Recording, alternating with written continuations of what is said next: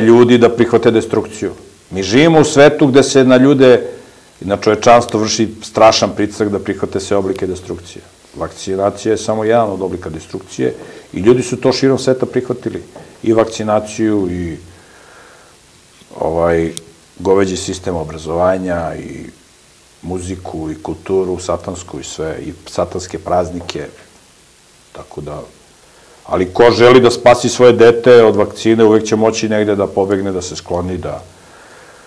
Sad još uvek možemo da to izbegnemo, zakonski, još uvek to može da se izbegne i u Srbiji, iako 18 zemalja od 28 u Evropskoj uniji imaju neobaveznu vakcinaciju. 18 od 28. Obavezna vakcinacija je samo u ovim bivšim komunističkim zemljama.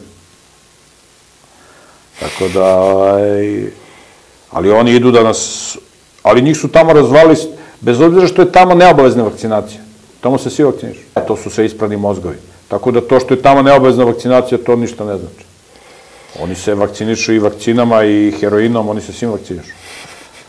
Tako da, ali nas idu da unište, jer mi smo najzdraviji. Mi smo mnogo zdraviji nego Zapadna Evropa i sad idu da nas zatru.